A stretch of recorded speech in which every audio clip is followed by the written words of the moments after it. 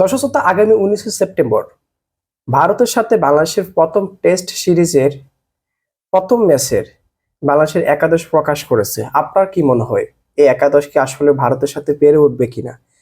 কয়েকটি নতুন মুখ আছে, সেই বিষয়ে অবশ্যই মতামত জানিয়ে যাবেন। কারণ ভারতের বিপক্ষে প্রথম টেস্ট বাংলাদেশের সম্ভাব্য একাদশ রাত পোহালে ভারতের বিপক্ষে টেস্ট সিরিজে মাঠে নামবে বাংলাদেশ।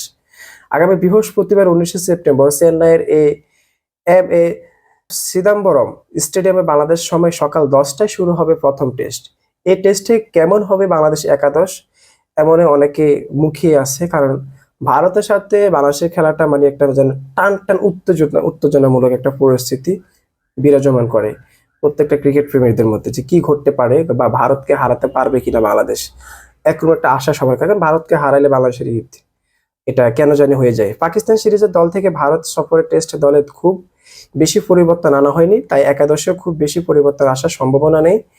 আবার প্রেস বিভাগের নেতৃত্বে থাকবেন তাসকিন আহমেদ, তার সঙ্গে আছেন হাসান মাহমুদ ও নাহিদ রানা।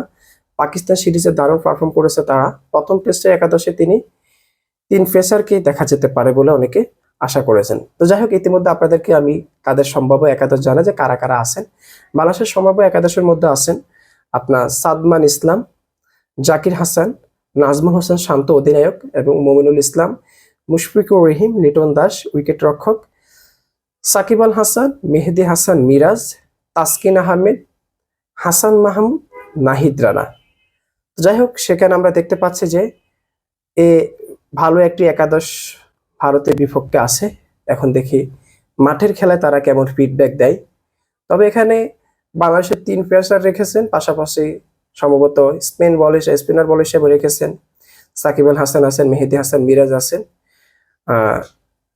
দেখা যাক কি করে। তবে আমরা ভালো আশা থাকবো। বাংলাদেশের প্রতি বরাবরই খারাপ ধারণা থাকে যে ভারতের বিপক্ষে তারা একেবারে ভরাডুবি খেয়ে ফিরে আসে।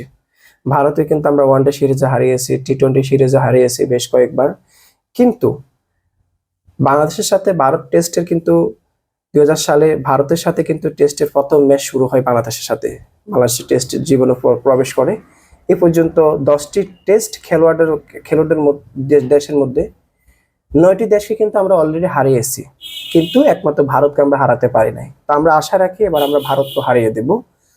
10টি টেস্ট খেলুড়ে দেশের আমরা সমতায় ফিরবো, আমরা আশা রাখছি। বাকিটা খেলায় দেখা যাবে কি ঘটে।